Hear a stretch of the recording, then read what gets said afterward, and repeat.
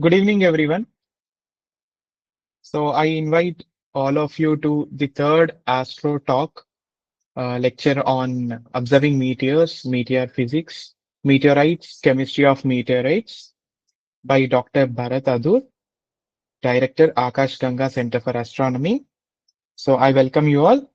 So I take this privilege to introduce you all to Dr. Bharat Nagesh Adur. He's a physicist and astronomer based in Mumbai, currently serving as the director of the Akash Ganga Centre for Astronomy in Badlapur. He has a long-standing career in scientific research and astronomy education. Sir served as a senior scientist at the Nehru Planetarium, Mumbai. His experience includes working as a scientific assistant at the TIFR in high energy physics. He has also worked with the Indian Institute of Astrophysics and the Raman Research Institute in Bengaluru. He indigenously built a solar telescope of 12-inch diameter at the Nehru Planetarium, which was inaugurated in 1981. He was the founding secretary of the Amateur Astronomers Association, Bombay, established in 1977. He has conducted extensive field expeditions, including studies of the Lonar meteor crater, a prominent one, and the Jagannath meteorite. He is a fellow of the Royal Astronomical Society, FRAS, in both the United Kingdom and Canada. He was awarded a fellowship from the Mahindra Foundation in 1986 and received the Dorab Tata Trust Award in 1978. Through the Akash Ganga Centre for Astronomy, he currently focuses on observational astronomy, astronomy outreach, offering facilities like the Vimal A telescope for planetary observation and conducting research on meteorites and star clusters. So thank you for accepting our request, sir. So now the session is yours, sir. I think I will stop presenting my screen. Just a second. Yes, sir. I welcome you once again, sir. So now the session is yours. So please enlighten us regarding the meteorites. So they are very interesting objects. Everyone is so passionate. Everyone wants to know more about uh, these meteorites. So please enlighten us regarding the same. Yes, sir. Thank you.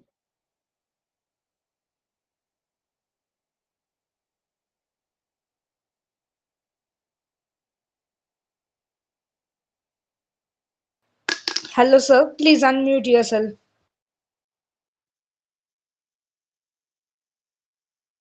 Bharat, sir, I think you are muted, I guess. Now, are you able to hear me? Yes, sir. You are audible now. Thank you. Okay. Uh, yeah. Can I start now my talk? Yes, sir. Yes, sir. Please do. Uh, the topic of my talk today is primarily on observing meteors and meteorites.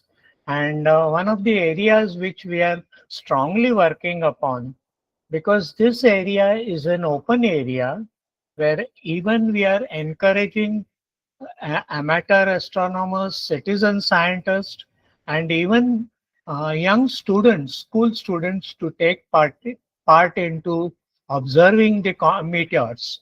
The objective in doing this is primarily to see the objects, what we call as falling stars or wishing stars. You know, when such things happen, you see streaks of light in the sky. And it is today, in the month of November, we just crossed a Leonid meteor showers. And this time, the Leonid meteor shower was supposed to be very strong. However, the number of meteors this time was not observed much. However, I am looking for observations within the country. And since this meteor observing is fairly, one can do it with naked eyes. It's not necessary that you should have a telescope or a unique kind of a sky observing event. So the object of today's talk, I'm focusing it on observing meteors. So you may have a question. If we have missed Leonid meteor shower, is there a meteor shower further? In the following month, around December 13th and 14th, there is expected to be a very big meteor shower, which is known as Geminid meteor shower, which means the meteor shower has originated from Geminids. Similarly, in Leonid meteor shower, the meteor shower originates from Leo constellation. So, one of the things which I thought I will talk to you a little vividly is observing these with naked eyes is a very interesting phenomena, and how that can lead you all the way to meteors and meteorites. This is one area which I thought will be very interesting for people who intend to do meteor observation. Another thing which is very important is during meteor observation, what you need is a good sky chart. A sky chart which is definitely going to show you Leo constellation, and from Leo constellations or around Leo constellations, how the showers are going to be there. So it is primarily you are going to look at Geminids in December. And from Geminid meteors, or rather Geminid constellation, you will see around Geminid constellation these starlight streaks, which is easily observable by naked eyes. And today, one can do it even using cameras. If you have a wide angle camera, you can also record these uh, meteor shower on your camera also. And if you ask me whether one can do it with mobile, yes, you can do it with mobile, provided you know from which constellation you are going to look for. Meteor is one region. For that, you have to be sure of the constellations that are there in the sky. Many a times we are observing, but we don't record these observations. Here, when you are recording meteor observation, what is more important is the streak originating and ending. So it essentially shows you a line kind of structure in the in your photograph or in your observation or on your map, sky map, on which you can draw with your simple pencil. So it is not essential that you got to have very fundamental equipment and so on. You can still do it with naked eye. However, today's talk, I am going to cover a vast part of it, and probably at some point, if you are interested, I can show you a meteorite which I have with me, so that you can really know how the meteorite falls on the ground. So with that, we continue to the next slide.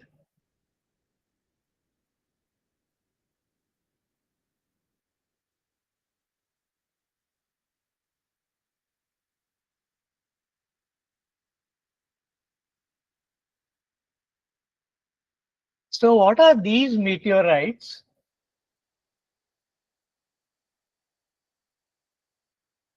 Are basically shooting stars or falling stars or even fireballs. Now, what are fireballs? Now, all of them are not streaks. Some of them have a bulge in that particular streak, which we call it as a boloid or a fireball. And these fireballs are essentially very large meteors which are coming towards the Earth. And as they have to pass through the atmosphere, they burn in the atmosphere. And then as they come down and they hit the ground, then we call them as meteorites.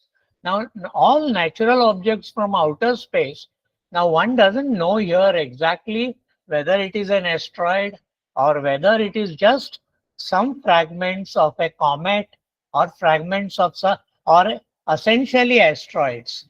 And then when they come down, they disintegrate. They break into different particles or pieces, and then you see several fireballs. Now, this is one area which one has to be sure how you're going to observe. Now, recently during the present Leonid meteor shower, the moon was also there in the sky. Probably that may be one of the reasons where one could not see a large number. If there is no moon light in your dark sky, then you are able to see fairly good number of meteors. And looking at good meteors, you can also identify their colors. They come as a bluish white, yellow, then yellow green, or then they can be seen even as very large fireballs, which are essentially looking like yellow green. So these are the ones which one can see. And another which is very important is then what are these meteorites made up of? Now, most of the meteorites that are being studied, we study them in earlier the studies were purely chemical, but today you have all modern techniques to study meteorites, and most of the meteorites have been found to have oxygen, magnesium, even you can see aluminum, calcium, and most of them do have magnesium. Bluish white meteors which come down and then come down as a meteorite, they have magnesium, and many of them also have iron. So for us, we look at iron in the meteorites, which range from 23% to 28 to 30%. The largest meteorite which we have seen is called as a Shikoty Now that event happened in 1947, and what happened in that event was very strange. It was a very huge meteorite which a meteor which came and hit Shikoty which is in Russia, in 1947. And what happened was it had covered a very large area, and the forest in which it fell, it burned the whole, nearly the whole forest. And that is how that particular meteorite was completely made up of iron. So we do have samples of that meteorite also, which happened in 1947. Now, like that, we have to look for meteorites which are falling apart, and we are collecting them. Now, one of the reasons which you may wonder how we collect these samples, how they are analyzed, collecting the samples. In Maharashtra itself, we have a very large crater, which is called as a Lonar crater. I will definitely like to show you the picture. And we had conducted field expeditions. That means going to the crater itself and then looking for meteorite samples, which means you can, because this is a poor man's space material which falls on the earth. So one can look for these along our own area. And one of the areas which we have looked upon has been Lonar, because that's the largest crater on the basalt, the region in which the whole of Mumbai or the east of Mumbai, we have a Deccan Plateau. And the Deccan Plateau is primarily made up of basalts. Basalt as a rock formation, and where it has fallen it's a rock formation. And there you can find a lake which is now formed. Now this lake also is very interesting to watch, and it is acidic in origin.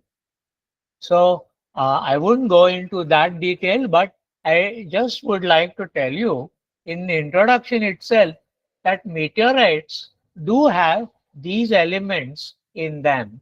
And how do we recover these meteorites is a very interesting topic. Uh, for that, you don't need very exclusive instruments. If you do have a very strong magnet, earlier we used to have bar magnets, but bar magnets are very small and they are normally in your physics labs available. But nowadays, you get round magnets also. So, such magnets, a little stronger magnet, you can use it to find these meteorite materials, and that is found in Lonar Lake, around Lonar Lake, where you will see, and it's a very interesting place to see also. You could see a very huge ring of a mountain which has come up after the meteor fell, and it created a kind of a mountain. It's not really a very big mountain. It's about 800 to 600 to 800 meters high from the depth of that crater. So you can physically see these peaks. Then we come to the next, what are then differences? The differences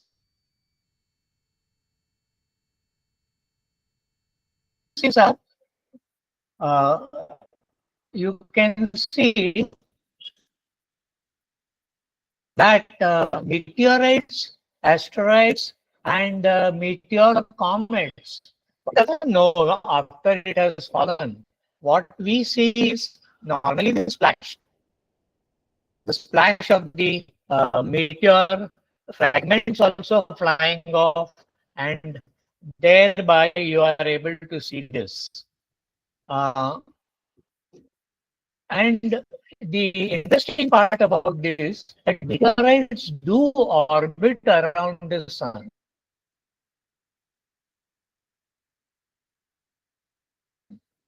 And this orbit also sometimes dislocates these asteroids and push them away from their normal path, and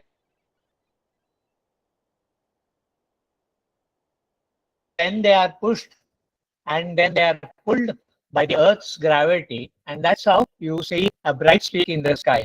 These days, one can see even a comet, which is in the region where now comets are also very interesting. And these showers that you see are associated with the debris of the comet left in the Earth's orbit. And when Earth passes through these regions where the uh, comet's particles are left over, are attracted towards the Earth, and that's how these meteors come from that region, or rather, we see them and then we are able to analyze. But at first instance, it is not very easy to identify that whether they are from comets or only from asteroids. So one needs to do even the chemical studies for them. And further, uh, why are they important? They provide direct information of early conditions of the solar system. And they also directly give you the information of the interiors of the planet and asteroids. They also tell us about planets or asteroids, how long disappeared or constitute only every source of difference. And the objective in looking at these meteors or meteorites is essentially to find the age of the solar system, because there is a lot of information which is now available, because spacecrafts have also landed on asteroids. This is one point which I would like to stress, and we are making effort to take the samples from an asteroid which has been picked up, and then we would like to understand more about it, especially what kind of materials it is holding upon. And the meteors thereby become poor man's space probes to look at our own solar system. Uh, this is very Excuse me, sir. interesting. I think there is some glitch or technical issue on your end. I think, Thing that I would like to sir, share I with think you can you. switch off your Uh, video. I think there is some there are technical many issue. interesting phenomena which we, pardon? There is some technical issue on your side, I guess, sir. Yeah, I have some problem in my computer. Yeah, sorry. You can switch off your video, sir. Yeah, my computer is old Yeah, computer. happens. Uh,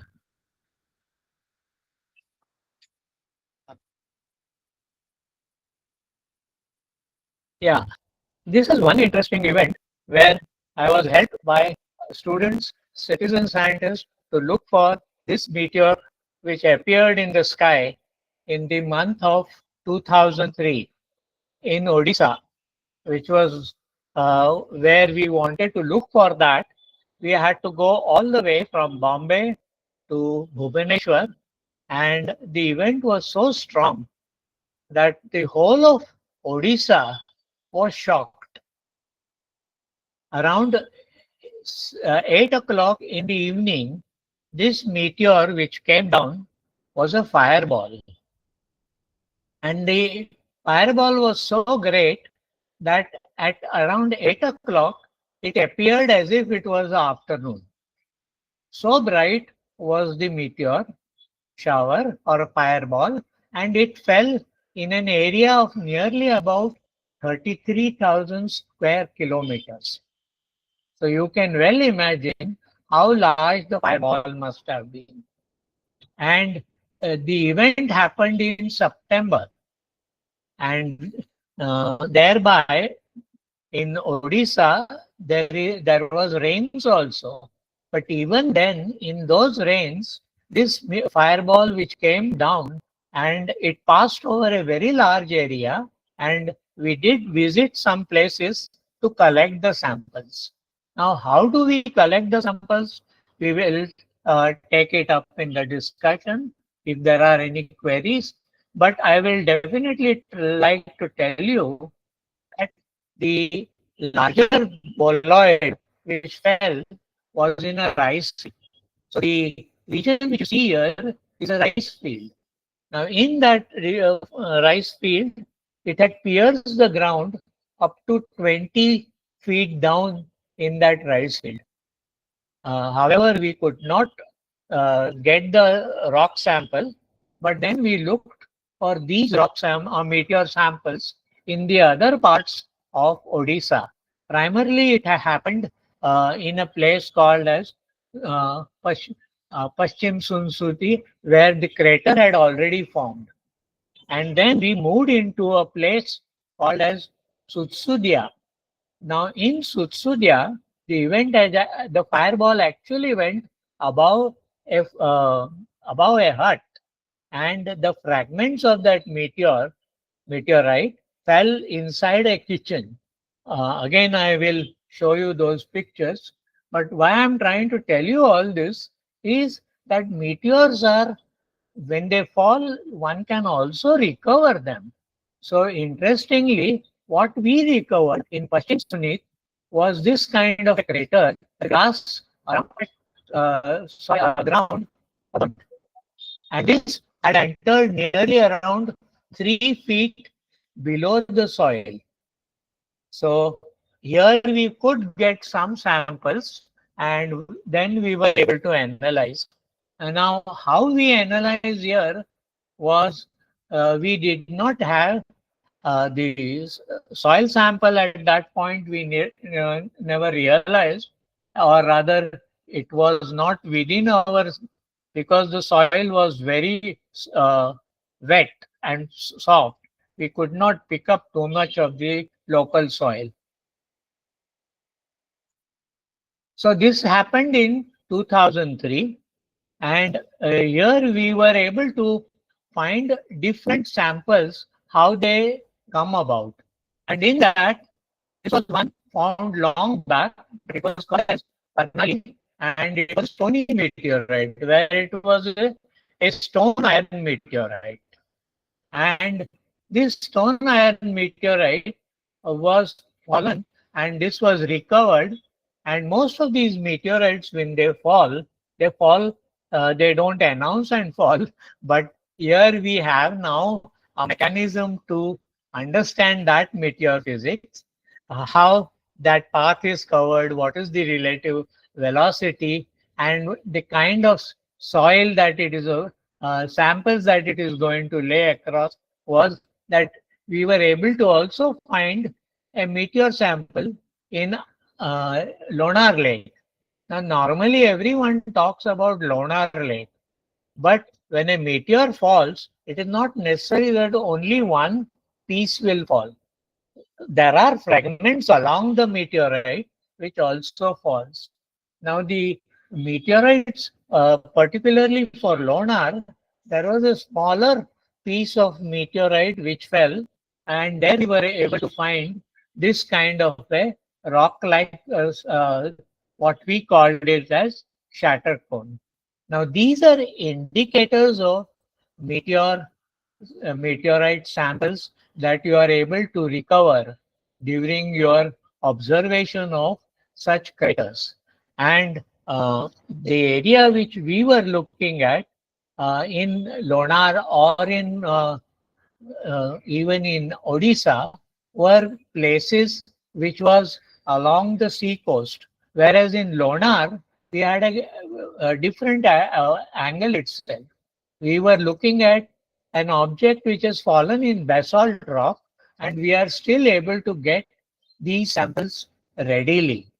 So this is one area which I thought would be of interest to our young friends. And let me tell you, in all my sciences which I have been doing, I am enjoying the whole process, where a lot of input is coming from my own people around me. And the amount of information which is carried across is not only me, it is my good friends, colleagues, friends. They are also looking at these samples. It's not alone that I am seeing. It's along with me. These are the young people who are seeing. They're recording even the points from where they have picked up. So this is how we start looking at objects. Uh, Now, the another region which now we are looking at is whether they have fallen around any oceans or seabeds or mountain tops. And mountain tops or deserts, it is more easier to pick up because the sand, color of the sand and the rocks are different. These rocks are essentially dark black, and they have a different kind of compositions. So this is one thing which I thought I must share with you, that identifying meteorites in sandy surface is much easier, and one can easily identify. And since in regions below the sea, there is a reason why I have taken up, I have asked Professor Dr. Ravi to take up this topic, is because we have something very interesting. And for India, it is something very close to a Indian coast.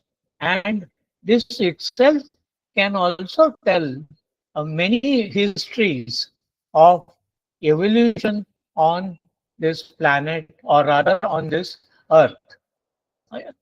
So they are being looked at even in deserts. And some of our friends who have visited Antarctica, they were also able to pick up meteorites. And not just meteorites, they were able to pick up micrometeorites. And one of the studies, one of my good friend who in NIO, or National Institute of Oceanography, is also looking at these meteorites which have fallen at the in the Antarctica region. So it is not just that we are looking for meteorites fallen in India alone. They are looking at meteorites fallen also in the desert region, that means Rajasthan and that region, and also in regions like Antarctica. So essentially, this exercise which we are trying to propagate is primarily if the Chandrayaan 4 is going and it is likely to bring moon rocks, whether there is a possibility at looking at meteorites which have fallen on the surface of moon. Some of the meteorites which have fallen on the moon, these splashes, that means after the meteorite hit and the amount of the moon soil which was thrown back has also been collected on Earth. So these are known as moon meteorites. Similarly, on Mars also, there have been meteorites which have fallen on Mars, and the soil and the material from the Mars has been thrown back at the Earth.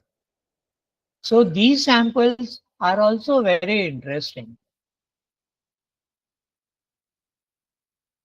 Now, looking at Antarctica was Yeah, I think far your screen is simpler. frozen, sir. Pardon? I think the screen is frozen. I think the presentation is not live. Is it too small? Yes, sir, and it is still in fifth slide. I think we are Uh-huh. sharing other I'm slides, but it sorry. got stuck somewhere. I'm sorry. Uh, It's okay, this, sir. I think yeah, sir, yeah, maybe you can switch off your yeah, video, sir. I think that will help you. yeah. Uh, I'm sorry for that. But the pictures No, that no, I sir, it's had okay, sir. along with me was for Antarctica also and Lonar. Now, Lonar crater is so big, Yeah, sir, yeah. 1.8 kilometers in diameter, and this lake is there below this is the highest point, which is around 800 feet, and the lowest point is below the uh, lake bed. So this was, we had conducted two expeditions to Lonar Expo in 2005 and 2011, and we are still interested in knowing more about the Lonar crater. So the objective in showing these pictures were that observations after the meteor fall is also very important and how we are able to do it. Excuse me, sir. I Now, think how these meteorite samples the pictures are not is this visible. okay? No, sir, the pictures They're are not smaller. visible. No, sir, they're not at all visible actually. I think your screen Pardon? got stuck. Whatever the images are showing, they are not visible, sir. Okay. I think your screen got frozen, sir. I mean, I'm sorry. presentation got frozen. Yeah.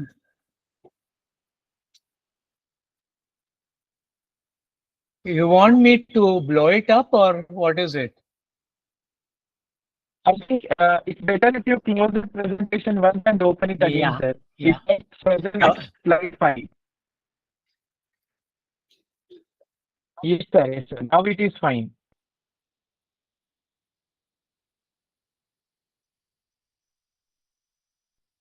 And there is a small delay in your audio actually, sir. I think you can switch off your I'm video. sorry.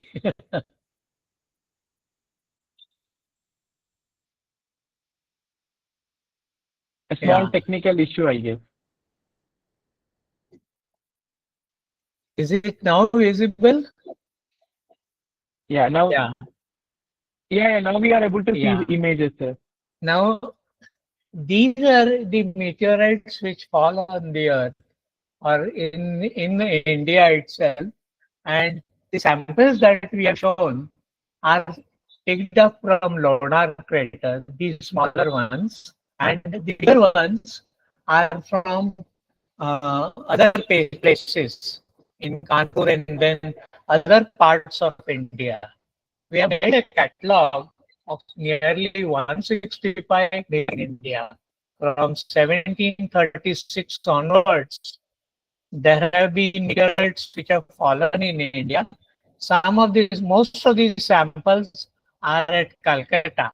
at GSI, Geological Survey of India.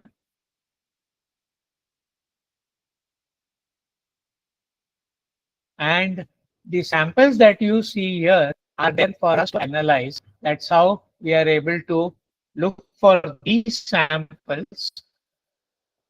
And particularly this sample which I am showing you in red is actually a tektite. Now, what is a tektite and what are the chondrites? I am able to show you a little further.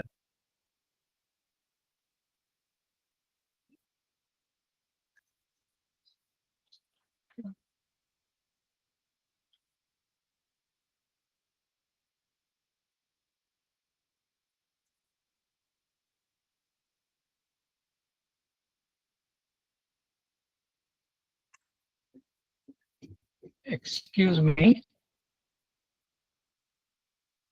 Yeah. Yes, sir, it's okay.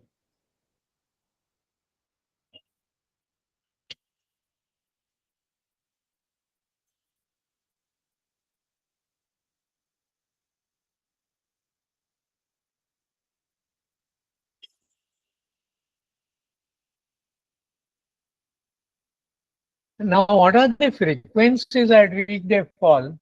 The p size, that means as small as a pea, it takes roughly 10 meteor such pea size to come in an hour.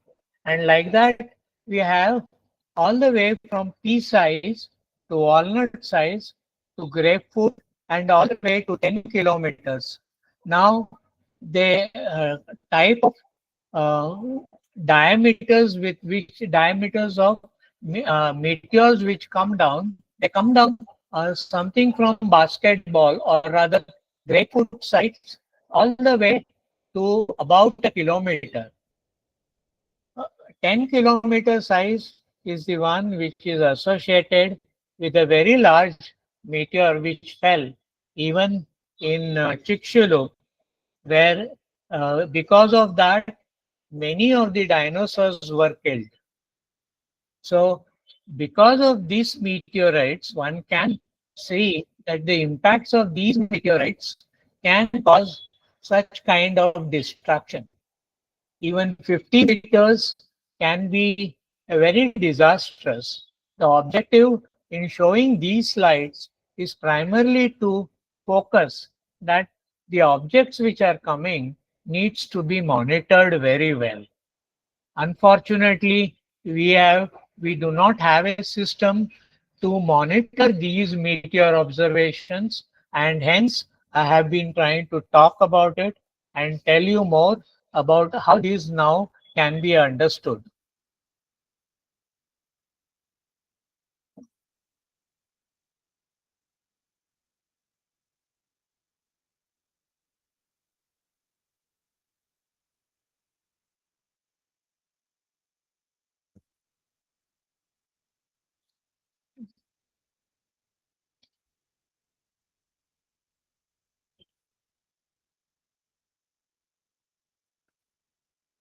So you can see what can be the size of meteorites uh, every hour, every day, and the kind of extinction ones.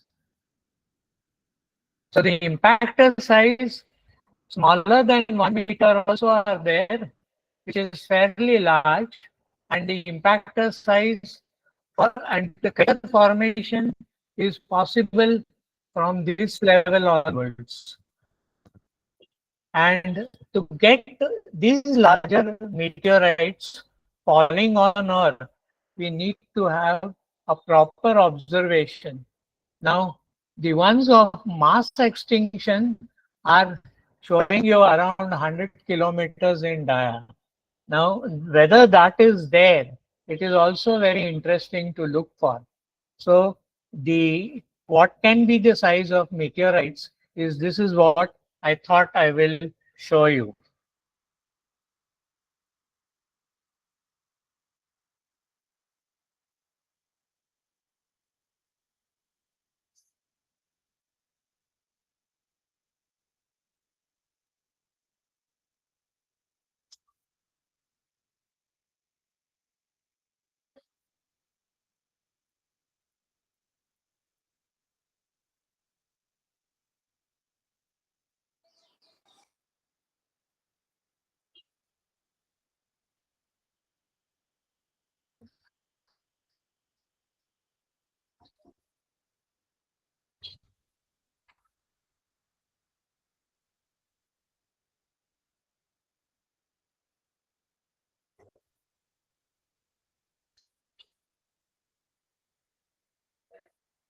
Excuse me, there is some problem with my, yeah, sorry. Yeah, it's okay, sir. I don't want to conclude now. I just have to show you some interesting slides. I'm really sorry for.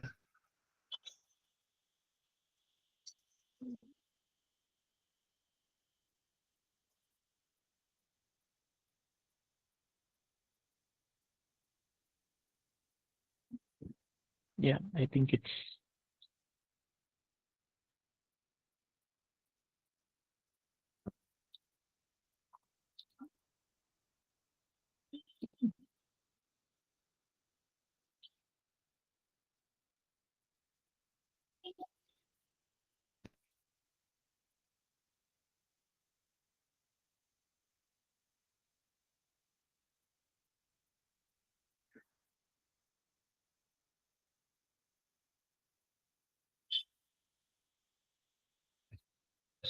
So,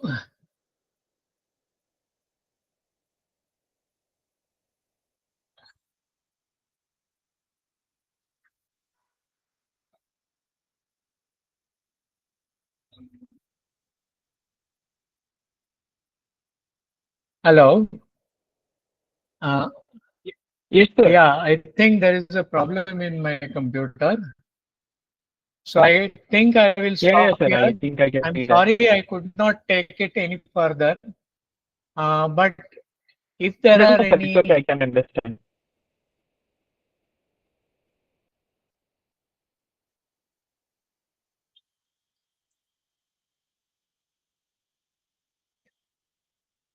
Yes, sir. I think it's better if we like discuss that. It's okay, not an issue. yeah, I can see that you're facing some technical glitch over yeah, there. I'm sorry, but There are a I few cannot. questions, sir, from our young audience.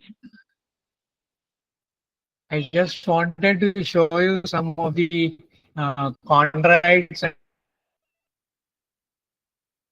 Yes, sir. Yes, sir. and things like that. But I'm not going to. Yeah,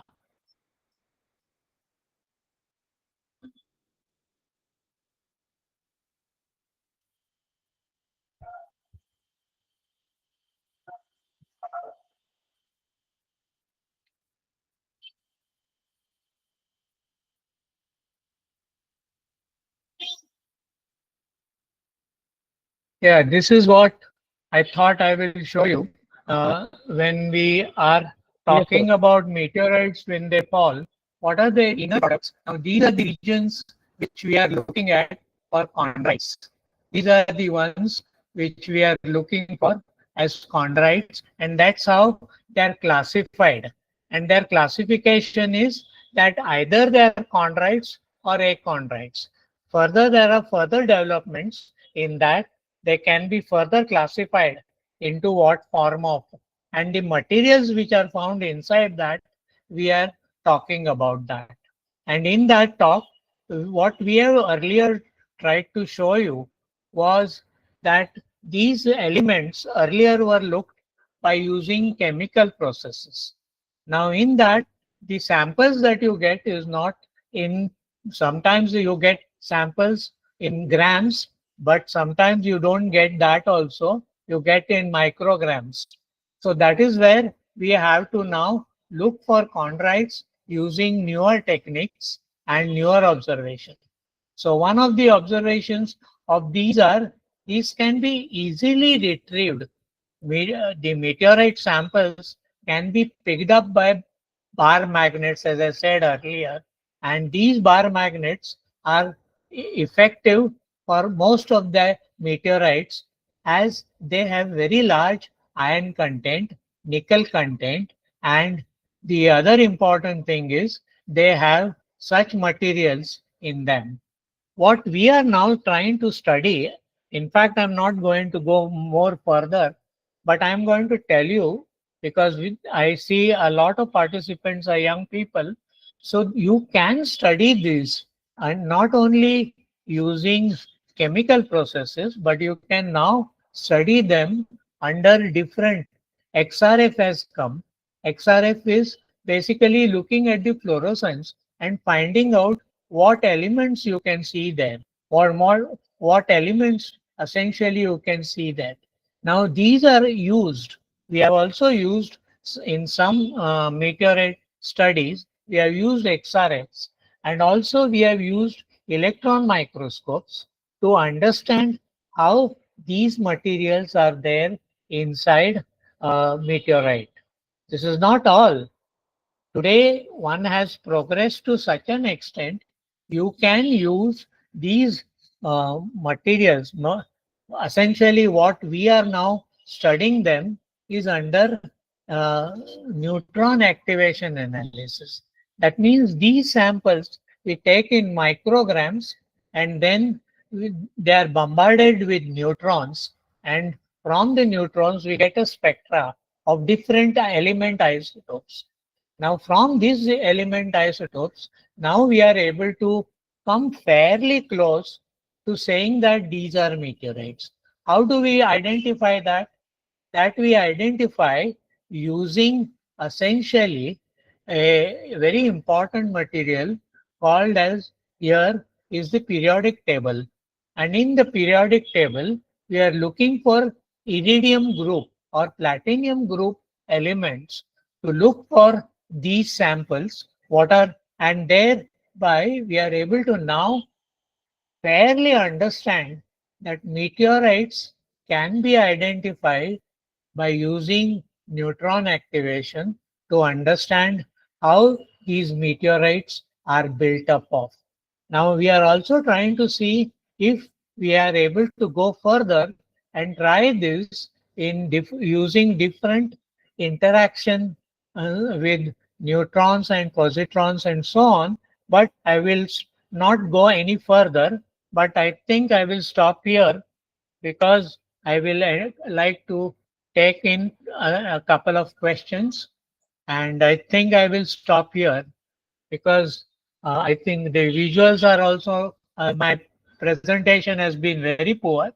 I admit that, but I also request you to do take interest in meteorites. I have not talked about now how meteorites can be studied by using cameras. Now today we have cameras which are also CMOS cameras, and that I'm not going to talk right away, but definitely if people are interested, I can talk about it. Thank you very much for giving me a patient hearing, and I'm sorry if there are any. These are my. No, sir, it's okay, sir. We can understand. No, no, sir, it's okay. You need not be sorry. It's okay, sir. We can understand completely because we are continuously facing some technical issue. There are a very few questions, and a few of the participants requested me, like they want to see some Uh, sample images in your slides. So, if possible, if you can share us yeah, with the PDF, I can share it with them because yeah, they don't want to miss that meteorite yeah, sample. So we have few questions. Rishikesh is requesting you to show some meteorite samples which are with yeah. you if possible. Just a minute. Yes, sir. Yes, sir.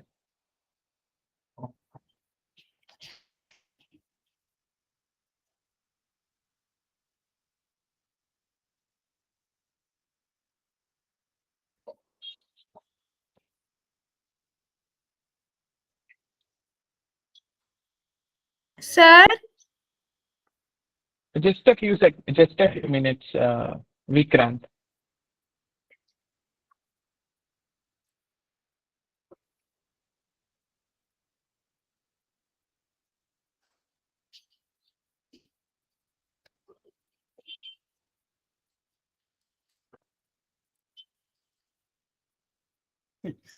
We have to preserve the samples so carefully so it does not have.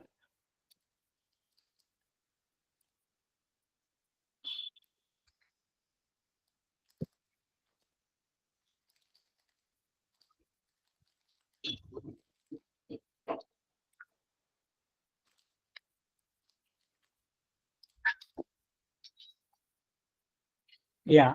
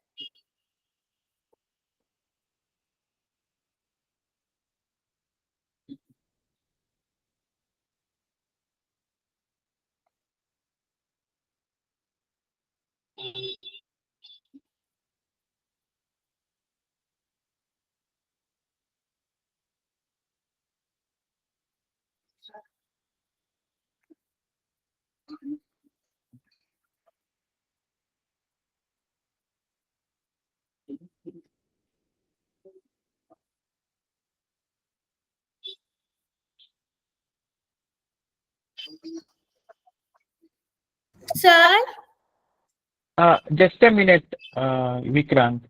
I will take your question. Just a minute. Sir is trying to show some samples. Please look at the screen. I will try to pin sir's screen. Please look at the sample, everyone. Sir is showing a sample. That's a meteorite sample. Yes, we will be uploading it on YouTube so everyone can see that. So sir is trying to show us a meteorite sample. So please look at it. Yes, sir. It's visible. Wow. Thank you for showing us, sir.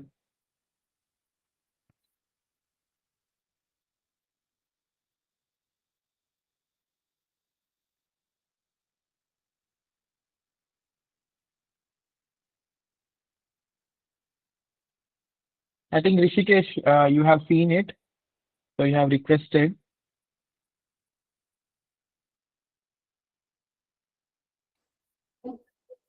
Yes, sir. Thank you for showing it, sir.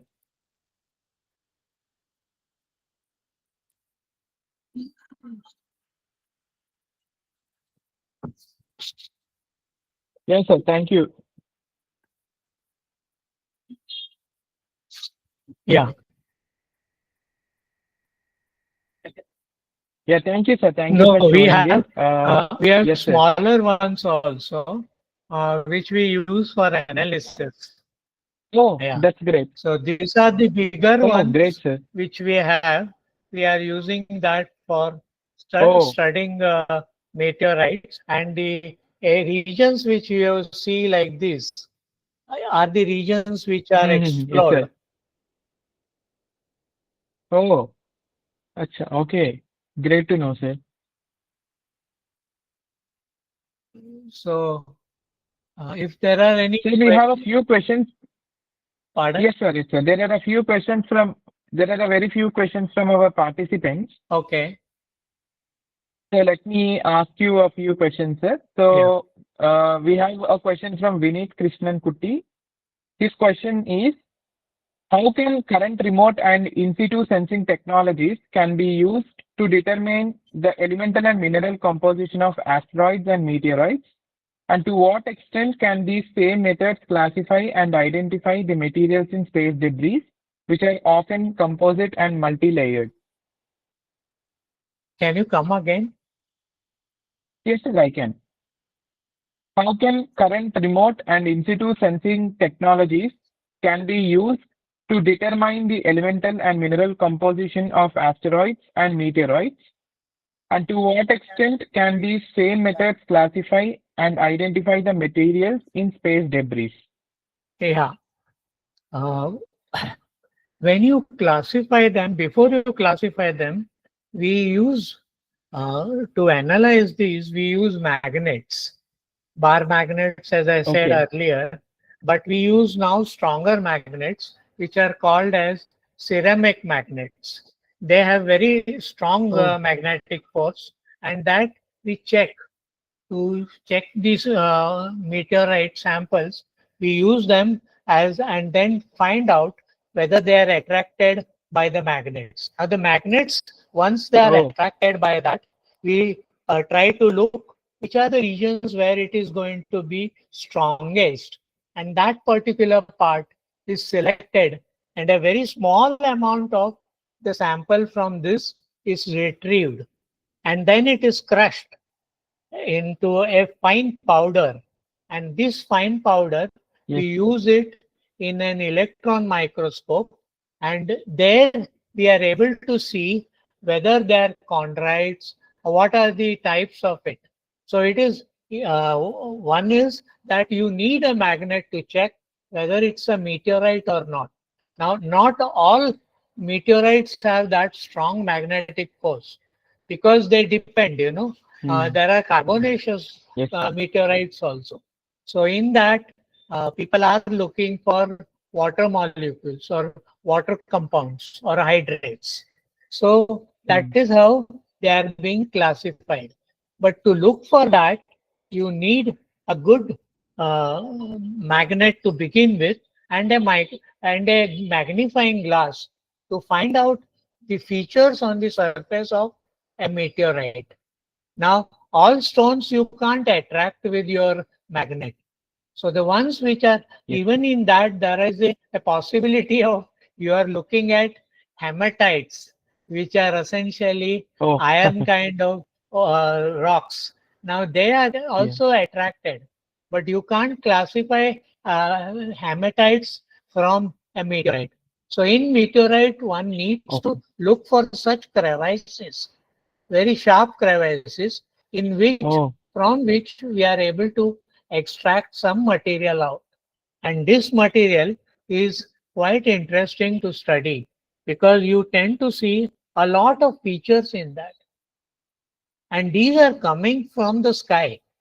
So actually they mm. are burning. And in that burning Yes. sensation, what are happening is they have this kind of a feature. Oh, yes, sir. So these features, because the rock which is coming is actually a fireball. The fire is there around this, Yes. and because of this, it gets a bow shape, Yes. and that is how one is able to trace out whether it's meteorite. And again, here we do tell them that if you have any difficulty, we are there to help you. It's not that we say all is not, this is not a meteorite. Recently, and this year itself, we had one fall in a place where a schoolboy was able to identify a meteorite. Oh, that's So, great. so this is how we want to communicate to our young friends that you should start looking at these objects also, because they are the only ones which this space or our uh, antariksh is offering us as a cosmic gift Yes. to Yes, sir. understand our solar system. Yes, sir. True. That is true. So we have one more question from Lakshmi. The question is, any career options for studying meteors and asteroids after specialization in astrophysics and cosmology? Or are there any career options after class 12 or grade 12? Yes, there are options. One can really take up these topics because these are now becoming a very active optics, active objectives for future programs. So if we are able to get such samples from even Moon, Mars, we Yes. are able to Yes. find out where these meteorites have come from and what is the effect at different planets, how they have formed craters. On the surface of Moon, you have lots of craters. Mm.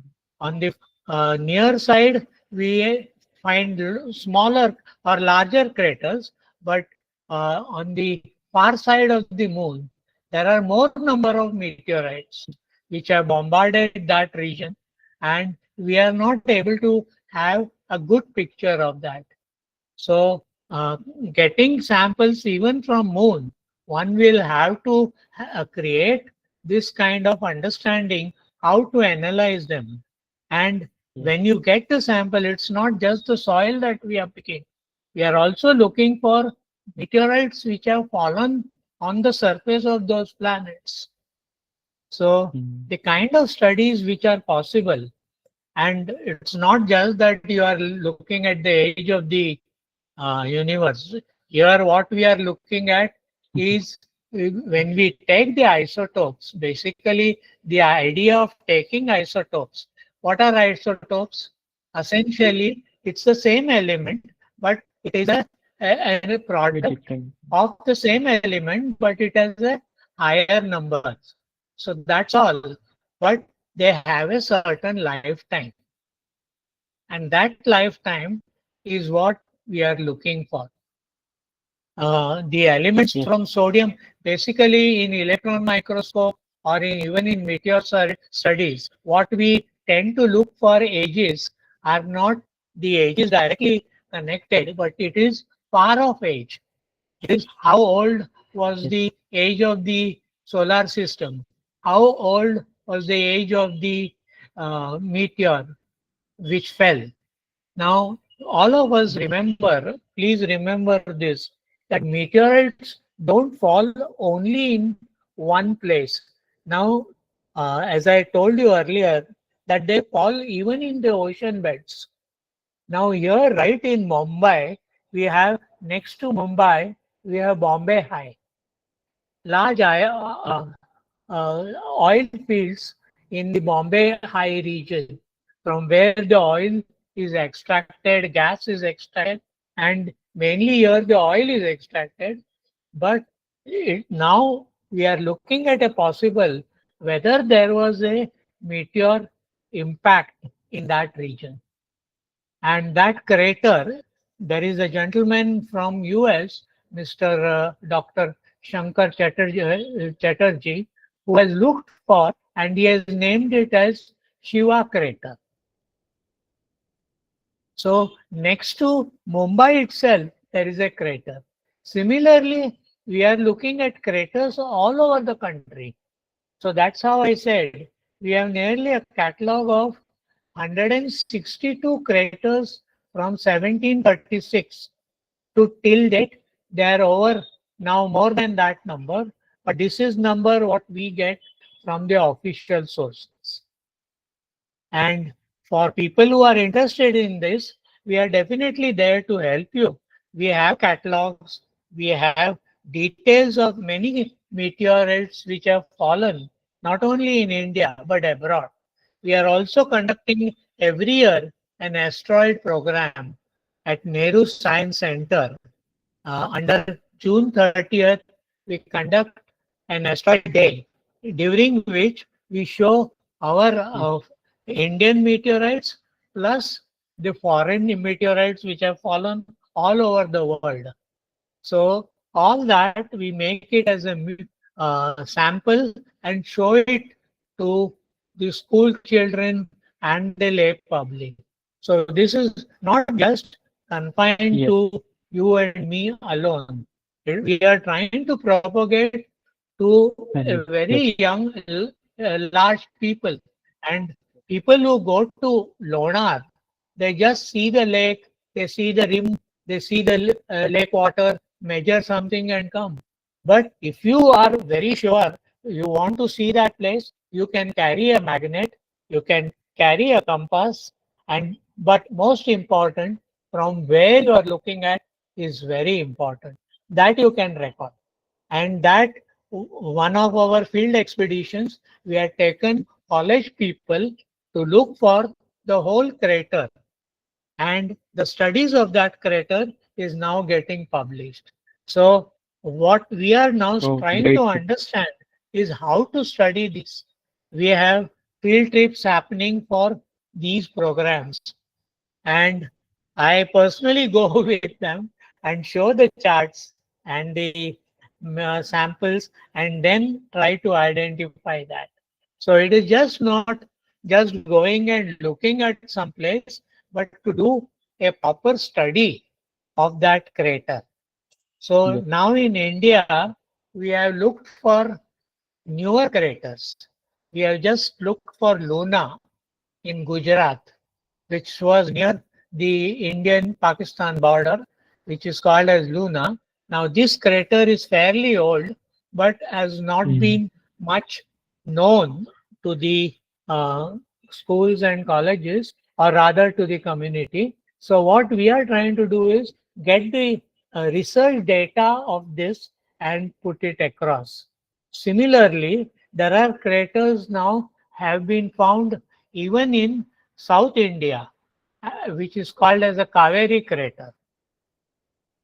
Oh, And Kaveri crater is one such. So we are looking at craters not only in India, but all over the world because the number is not very large.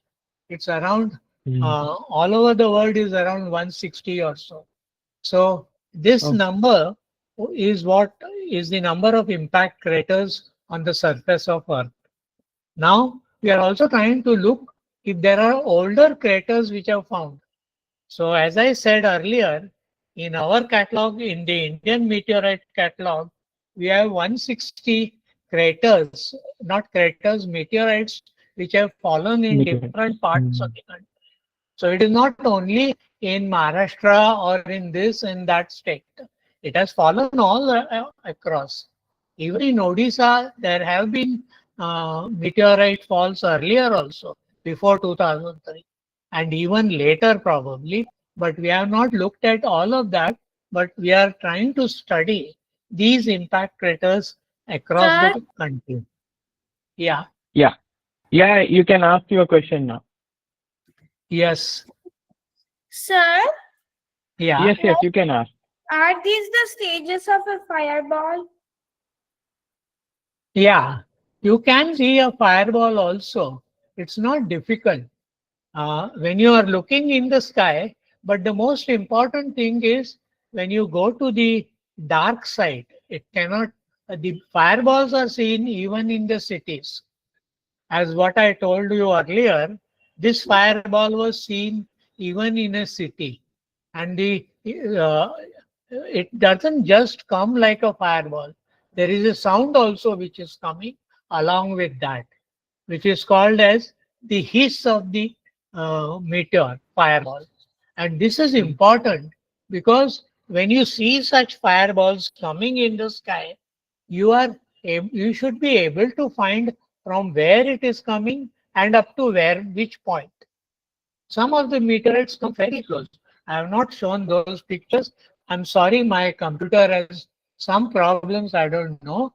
But we have pictures of people who have their huts roof was burned. Not many huts, only one hut had this problem in 2003. So it is not just the meteor is coming down and it is going across and falling somewhere. No, when it is I falling, saw, it is encountering trees also. Yes. sir, I saw a fireball once in 2023 September 11th. Oh, great. Yeah. 2023, sir, when I was walking upstairs, and also in in my book I drawed this periodic table. So in this periodic table, which elements comes under a meteoroid? Very Nice, good. nice, great. That's great. Very So good. we have a very few more questions. So we have a question from Atharva Mishra. So his Uh-huh. question is, as a CSC student, computer science engineering student, I want to know how computer science is used in studying meteorites, comets, and asteroids. Yeah. Meteorite is the end product of an asteroid itself because these asteroids are coming from mostly the asteroidal belt, which is beyond between Mars and Jupiter. Now, these asteroid belts are spread across a very large region, and many of them are moving around the sun also. So they are going just like the Earth's revolution, they are also revolving around the sun. And also, some of them collide with each other, and sometimes they collide so hard that they fly across the asteroid belt and get attracted to either Earth, Moon, Mars, any of that. And then they come down, and if they are not very large, they come down as small dust particles or something. But if they are fairly large, then you tend to find, as I told you earlier, like 1 meter or so, or 3 feet or so. And many of them are not even 3 feet. They're 2 feet and 2.5 feet or like that. And they don't come alone. They bring their fragments also along with them. So one of the things which we try to understand is this. I have not talked about the radio meteorites. It is just not what you are looking through your eyes. Now we are looking at meteorites or meteors coming from the sky in the radio region. Now, in the radio region, there are two factors that we consider.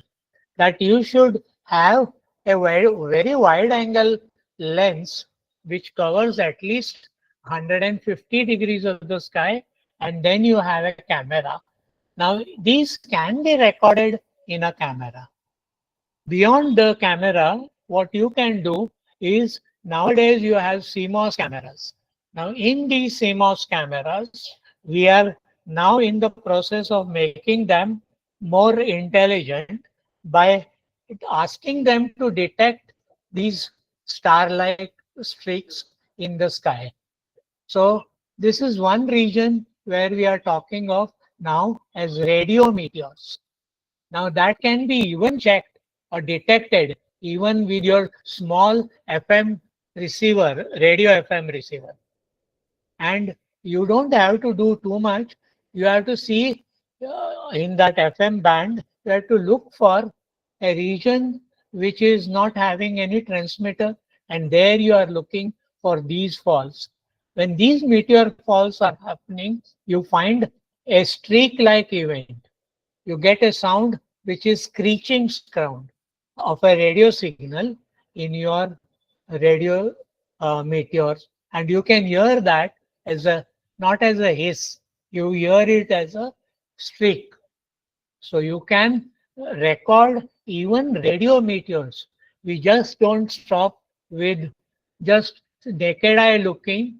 We even tell you to look at this facility. We are actually trying to develop an AI-based radio meteor telescope, where any meteor which comes above the sky is attracted by the camera and it is detected. Now, when it detects, it gives you all the parameters of the meteor, at what speed it came, what velocity it was, what was the color. So you can, in the data itself, you get a lot of information. Now, this information can be used for identifying from which part of the solar system it has been coming, from which asteroid belt it has been coming. You can look at that also. Yes, sir. Thank you, sir. Thank you. Um, is it okay, sir? Can you take a few more questions? Yeah, I don't mind. I'm No, sorry, thank you, my sir. Thank you for that. presentation, I'm extremely sorry. To all of No, you, no, I sir, not at wanted all. to Please, show you, please, sir, please don't say so. I will No, sir, please don't say definitely so. pass We are my very thankful you PPT showed to us with the you. sample. Yeah, Sure, sir, sure, sir. I will share it with all the participants. yeah, Sir, next question is, what are the signs on the ground that indicate a meteorite has penetrated deeply, like the 20 feet impact you described? yeah. Uh, no, I mostly describe the ones which have fallen on Earth, but I have not described the space missions which have landed on asteroids. Yes, There sir. is one, His question is yeah, like yeah, how to understand these deep impacts, like whatever the impacts created by these meteorites on the ground. What are the various indications? yeah. They do integrate, disintegrate, and there is no integration possible because it's an impact on a harder surface. And when it hits on a harder surface, much of the material gets splashed off. And this splashed off material falls on the impact crater as a some kind of it uplifts the basic ground also. The picture which I showed you for Odisha Yes. did have a burnt surface along the crater. Mm. Mm. So this is possible, but you can study that in a very different way, which I told you for Shiva crater. We are now looking Yeah. for samples, drilling samples of the drills which have gone around 4,000 meters below the seabeds. So from Mm-hmm. where the Okay. oil comes, before the oil comes, they have drilled that and they have taken the Mm. bore well, that soil which has been captivated. In that, they have looked for something called as KT belt. And this KT belt tells you Okay. about how the dinosaurs died. And the event Okay. between Shiva crater and Narmada is very close by. Mm-hmm. And Narmada was considered to be a valley. Narmada Valley was Mm. considered to be places where dinosaurs used to lay eggs. Oh, So that okay. was their hatching place. So even in India, we do have the dinosaur, what you can call is the species of dinosaurs in different parts of the country, and they are there. You can literally see them in certain museums. That in India also we Mm. did have a number of dinosaurs. As of now, which I know, is around 18 species of dinosaurs have been found in India. Yes. Thank you, sir. Um, so we have one more question. So the question is, the question is from Amoli Kakkar. So the question is, if one has to start looking for meteorites, how should we begin? I suppose having a strong magnet, but which area to look at? Uh, that's an interesting question. Uh, Yeah. the reason, region wise, it is not so easy to tell you, but at present we don't have a system which tracks a meteorite which is falling in the Indian subcontinent. I'm talking of India Okay. as an Indian subcontinent. Now, Yes. we there are satellites in other parts of the world, especially in US, in UK, and Europe. There are satellites which are looking for meteorites which are coming towards their continents. So one of the uh, our study shows that if we have similar satellites to look for meteorites entering the uh, Earth atmosphere or the Indian atmosphere, they should be able to record it. So far, we don't have any satellite specially looking for that. We are depending mostly on the European sector and the US sector, and maybe a little of Japanese sector. They do have some detection devices, satellites to look for that. So, however, it is an open area for young people who are doing BSc and artificial intelligence. This is one area which needs to be really looked at so that we can look for more number of meteors, more number of meteor craters on the surface of the Indian continent. And that is very interesting for people who are getting into this topic. See, in science, it is not that just what I like, I want to do. No, it has to be done at a group level. It has to happen at a different level.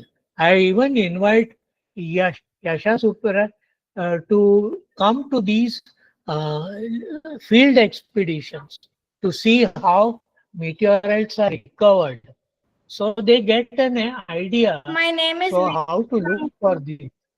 my name is Vikrant, sir. Vikrant, not yeah. Yeah. Sorry, sir. Sorry for No, that. these here what one requires is a field approach. How to look for these in the region where you are going to go. The region in Lonar is covered by forest, and then there is a lake. So you have two components. The one is the soil, and the other is the water. The water is acidic. But near the acidic Yeah. water, you also have wells which supply you potable water. Now, how that happens? Well, Mhm. I'm not able to answer that Mhm. question. Yeah. Sir, Amoli here from Rajasthan. Pardon? Sir, Can you Amoli, come Amoli again? here. Sir, Yeah, Amoli here. yeah. Amali ma'am is Sir, speaking, sir. No, I'm not able to get you, madam. Sir, Amoli Kakkad ma'am from Jaipur. Huh? Sir, I live in Rajasthan, and Huh? as you said, it's comparatively easy to find meteorites in Rajasthan because of Correct. sand. Right. But due to sand, don't you think the craters they do not form so distinctively as they are formed on the hard soil? Correct. Yeah. But I remember one case of Dajala, where in Dajala is in Rajasthan. No, sir. Okay, it is Gujarat then. Yeah, my teacher, Dr. Narendra Bhandari, had conducted one field trip for the school children, and they were able to pick up meteor samples from a place called as Dajala. And the school children were shown how to pick up these meteoric samples, and they were able to collect a very large number, around few kilos of that meteoric sample. Similarly, I heard even in Rajasthan, there are a lot of meteorites which have fallen, but not many of them have been. There are some of them have been studied. Many of them have to be studied. So, if there are such falls, please do inform us also. Sure, sir. Yeah, Sure, sir. good. Sir, but do you have any kind of data that where could we actually find some meteoroids in Rajasthan? Yeah, we have a catalog. In that, we have a record of where the meteorites have fallen. Okay. If you leave me a message, you have my email address. So on the email address, you can send it to me, and then we will look for. I can send you that Rajasthan map also, where all it has fallen. Okay. Oh, that Okay. would be great. Thank you. Thank you, sir. Welcome. So we have one more question from Zen Thomas George. What are your thoughts on people mistaking meteors as religious signs? Can you come again, sir?